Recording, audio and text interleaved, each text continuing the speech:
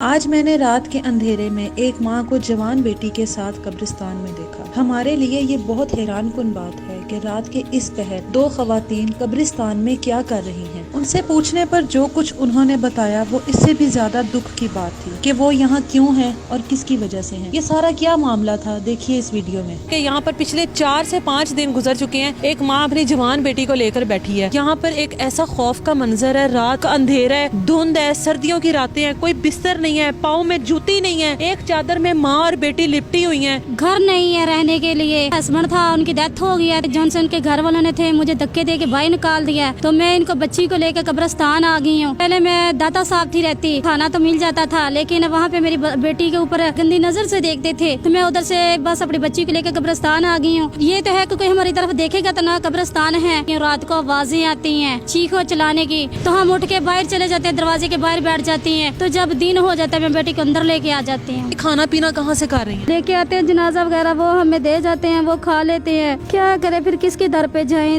इधर ही बैठना है। अस्सलाम वालेकुम, आप देख रहे हैं लीडर टीवी और मैं हूं एनी फैसल। और मैं रात के इस पहर एक कब्रिस्तान में मौजूद हूं और आप सब सोच रहे होंगे कि आखिर ऐसा यहाँ पर क्या है। तो मैं यहाँ पर बताती चलूँ कि मैं यहाँ करीब एक स्टोरी करने के लिए आई थी, जिस पर मुझे इन्फॉर्मेशन मिली कि यहाँ पर पिछले 4 से 5 दिन गुजर चुके हैं। एक माँ अपनी जवान बेटी को लेकर बैठी है, जबकि लाहौर बहुत बड़ा है और लाहौर में किसी भी जगह पर आप जा सकते हैं। लेकिन ऐसी क्या मजबूरी है कि वो कब्रिस्तान में आकर उन्होंने पनाह ली हुई है? ऐसी कौन सी वजह बन गई उनके लिए? ये सारी बातें उनसे ही पूछते हैं कि ये क्या मामला है और कब्रिस्तान में रहने का क्यों सोचा उन लोगों ने। ये एक खौफ का मंजर ज़रूर है, लेकिन इन लोगों की आवाज़ बनने के लिए, इन लोगों से पूछने के लिए शायद हम लोगों को कहीं ना कहीं पहुंचना चाहिए। इसलिए मैं पहुंच तो गई हूँ, चाहे मैंने भी आज 3-4 मरतबा आयतल कुर्सी पढ़ के खुद पे दम की है, लेकिन आ जाएं साथ। अस्सलाम वालेकुम। वालेकुम सलाम। कैसी हैं आप? हाँ जी, हम ठीक, अल्लाह का शुक्र है। क्या नाम है आपका? मेरा नाम आयशा है। हाँ जी। ये आपकी बेटी है? हाँ जी, मेरी बेटी है। इसकी कितनी उम्र है? 15 साल हो गई है, जवान है, बड़ी है। मुझे बताओ कि इस टाइम आप कब्रिस्तान में मौजूद हो, इर्द गिर्द एक खौफ का समा है, क्या क्यों यहाँ पर, क्या कहाँ से आई, कहाँ से हो आप? जी हम फूलनगर से आए हैं, लाहौर आए हैं, तो लेकिन इधर कोई हम फूलनगर में? आप फूलनगर की रहायश? जी हम फूलनगर के रहायश थे, लेकिन हम लाहौर में आए हैं। लेकिन इधर कोई हमारे पास कोई घर नहीं है रहने के लिए, तो लेकिन कोई बिस्तरा नहीं है, तो फिर हम कहाँ जा सकते हैं? हम कब्रिस्तान से क्यों आई हो? क्यों आई हो? कोई रिश्तेदार नहीं है? कौन हो आप? कहाँ कैसे आई हो? मुझे बताओ कुछ। कि मेरा हस्बैंड था, उनकी डेथ हो गई है, तो मेरे पास ये बच्ची है, जवान है। तो उनके जॉनसन के घर वालों ने थे, मुझे धक्के दे के बाहर निकाल दिया। तो मैं इनको बच्ची को लेकर कब्रिस्तान आ गई हूँ। तो पहले मैं दाता साहब थी रहती, तो दाता साहब में खाना तो मिल जाता था, लेकिन वहाँ पे मेरी बेटी के ऊपर बातें बहुत करते थे, गंदी नज़र से देखते थे। तो मैं उधर से बस अपनी बच्ची को लेकर कब्रिस्तान आ गई हूँ कि चलो यहाँ पे चलो कुछ, ये तो है कि कोई हमारी तरफ देखेगा तो ना कब्रिस्तान है। तो बस इसी तरह बैठे हैं। रात कितनी देर हो गई आपको आए हुए? तकरीबन हमें 8-10 दिन हो गए हैं कब्रिस्तान में बैठे। सीधा दाता साहब गए? हाँ जी, हम पहले सीधा दादा साहब गए थे। कितने दिन रही हो वहाँ पर? वहाँ पे तकरीबन 1 माह रही हूँ उधर। आपका नाम क्या? मेरा नाम आयशा है। अच्छा, मुझे ये बताओ कि वहाँ पर पनाहगाह बनी हुई हैं, आपने देखी होंगी हुकूमत की तरफ से, आप जैसे लोगों के लिए वो बनी हुई हैं, उधर क्यों नहीं गई हो? बस उधर बस बातें सुन के मुझे तो डर लगता है, इसकी वजह से मैं बस गई हूँ। आजकल के हालात ठीक नहीं है, तो बस कब्रिस्तान में बैठ गई हूँ। रात को आवाज़ें आती हैं चीखो चलाने की। कैसे आती हैं आवाज़ें? हाँ जी, यहाँ पे जिन्नों की आवाज़ें आती हैं, तो हम उठ के बाहर चले जाते हैं, दरवाजे के बाहर बैठ जाती हैं। तो जब दिन हो जाता है मैं बेटी को अंदर लेके आ जाती हूँ। किस किस्म की आवाज़ें आती हैं यहाँ पे? बस ड्रोनिंग, जिन्नों वाली, बस इस तरह की आवाज़ें आती हैं, खौफनाक होती हैं, जौन सी बस सुन के। एक जगह ये खौफ की जगह है, यहाँ पर आना हर इंसान ने, लेकिन ये यहाँ पर देख कर चीज़ों, कब्रों को वैसी वहशत होती है, इतने बड़े बड़े दरख्त हैं उन, तो एक जवान लड़की है मेरी, आप इस बात को समझो कि एक जवान लड़की है। वैसे जवान लड़कियों को कब्रिस्तान आने के लिए कहते हैं कि सोचना चाहिए, नहीं आना चाहिए। आप एक जवान लड़की को ही कब्रिस्तान में लेके बैठी हो। आपका क्या नाम है बच्चे? मेरा नाम सना है। सना, मुझे ये बताओ कि क्यों निकाला है आपके बाबा के घर वालों ने आपको? कोई मसला था उन लोगों का आपसे? पता नहीं, उन्होंने धक्के दे के हमें बाहर निकाल दिया। हमें बहुत दुख हुआ है। आपका कोई भाई नहीं है? और नहीं, कोई बहन भी नहीं है? नहीं, कोई। एक ही बेटी हो आप? हाँ जी। तो कोई आपकी खाला, फुफ्फो, चाचू, ताया, 100 रिश्तेदार होते हैं। चलो चाचू लोगों ने तो निकाल दिया, कोई मामू या खाला भी नहीं है? कोई भी नहीं है हमारा। तो ये आप जब दाता साहब रही हो 3-4 दिन, वहाँ पर क्या क्या मसाइल क्या हुआ है वहाँ पर? वहाँ पे लोग गंदी गंदी नज़रों से देखते थे। देखिए, आपको तो पता है कि वहाँ पे नशेई लोग होते हैं, तो बस गंदी नज़र से देखते हैं इंसान को। तो बस हम वहाँ से उठ के यहाँ पे आ गए। चलो यहाँ पे सुकून तो नहीं है, कोई देखने वाला तो नहीं है कब्रिस्तान में, तो बस इसकी वजह से लेके। आपको डर नहीं लगता? आप अभी माशाल्लाह छोटी हो, जवान हो, आपको यहाँ पर खौफ नहीं महसूस होता?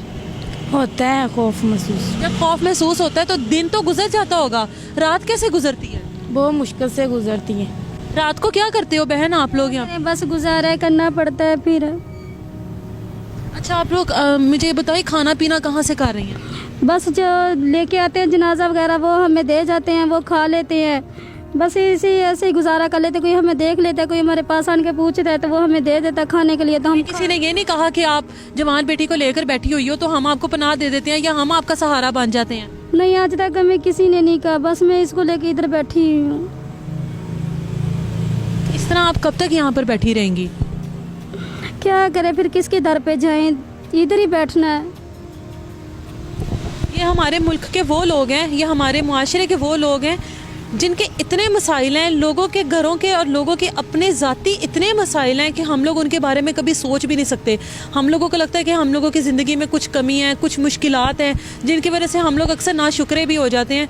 लेकिन कभी इन लोगों को देखें, यहाँ पर एक ऐसा खौफ का मंजर है, रात का अंधेरा है, धुंध है, सर्दियों की रातें हैं, कोई बिस्तर नहीं है, पाँव में जूती नहीं है, एक चादर में माँ और बेटी लिपटी हुई हैं, कोई सहारा नहीं है। और ये कौन से रिश्तेदार हैं जिन्होंने इस जवान लड़की को, फूल जैसी लड़की को घर से अपने निकाल दिया इस माँ के सहारे? ये माँ क्या करेगी उम्र के इस हिस्से में, ये लड़की क्या करेगी इस उम्र के इस हिस्से में? ये जगह इनके लिए नहीं है, ये जगह ज़िंदा लोगों के लिए नहीं बनी है, ये उन लोगों के लिए इबरत के लिए ज़रूर बनी है, लेकिन यहाँ पर ज़िंदा लोग नहीं रह सकते। मुझे यहाँ पर बैठे हुए खौफ महसूस हो रहा है। मुझे बताओ कि अब यहाँ पर कब तक रहोगी, क्या करोगी, इस बच्ची का क्या करोगी? किस यहाँ पर आपको पता है कि ये कब्रिस्तान है, यहाँ पर भी रात के टाइम कोई भी मसला मसाइल हो सकते हैं। चले दिन के टाइम तो नहीं, लेकिन रात के टाइम अक्सर कोई भी टेंशन बन सकती है। कभी सोचा कि लड़की को लेकर बैठी हो? फिर मैं किस दर पे जाऊँ, कहाँ जाऊँ? मेरे पास कुछ भी नहीं है, पैसा नहीं है, क्या हम खाएं, क्या पिएं? बस ये है कि बस यहाँ पे बैठे हैं, क्या करें, किधर जाएं? आपके पास कोई फ़ोन वगैरह है? नहीं। आपके पास मैंने एक मोबाइल है छोटा या बस। छोटा फ़ोन है एक, आपको नंबर पता है उसका? हाँ जी। नंबर पता है उसका? कोई आपकी मदद करे, कोई आपको रखना चाहे अपने घर में, क्या भरोसा कर लोगे उसके ऊपर? हाँ जी। अगर मैं आपको किसी जगह पर अभी शिफ्ट करना चाहूँ, किसी जगह पर आपको महफूज जगह पर कहीं पर छोड़ दूँ, तो फिर? तो अल्लाह ताला आपको कामयाबी दे, अल्लाह ताला आपकी ख्वाहिश को पूरा करे, कि अल्लाह ताला आपको सेहत तंदुरुस्ती दे। जी, आप पढ़ी हुई हो? जी, 9th क्लास में स्कूल छोड़ दिया था। क्यों छोड़ा है? बाबा के फौत होने की वजह से? हाँ जी। बच्ची बस अखराजात इतने हैं कि मैं इसकी फ़ीस पूरी नहीं कर सकती, कहाँ इसको भेजूँ, कहाँ से पैसे ला के इसकी तालीम पूरी करूँ? बस ऐसे मैंने स्कूल से छुड़वा लिया था, ज़ाहिर है मेरे पास पैसे नहीं है इनकी तालीम जारी रखने के लिए। एक औरत एक मजबूरी के साथ अपनी जवान लड़की को लेकर, मुझे लगता है कि यहाँ पर इसको ज़्यादा ख़तरा है, क्योंकि रात के टाइम इधर किस तरह के लोग आते हैं, किस तरह के लोग नहीं आते। एक सुनसान जगह पर, जैसे वो बता रही थी कि रात जब ज़्यादा हो जाती है तो गेट से बाहर लेकर चली जाती हूँ, क्योंकि ये जगह ही एक खौफ वाली जगह है। और यहाँ पर आकर, यहाँ पर बैठकर एक इधर की खामोशी से भी खौफ आता है। अल्लाह यहाँ पर मौजूद जितने भी मैयतें यहाँ पर दफन है, अल्लाह उन सबको जन्नत में जगह दे। लेकिन ये ज़िंदा इंसानों के लिए जगह नहीं है, और ये ज़िंदा औरत अपनी जवान लड़की को लेकर इस टाइम यहाँ पर बैठी है। हमारे बड़ों की बातें हैं कि जहाँ पर इस तरह के घने दरख्त हो, जहाँ पर इस तरह की जगह, वहाँ पर लड़कियों को नहीं जाना चाहिए।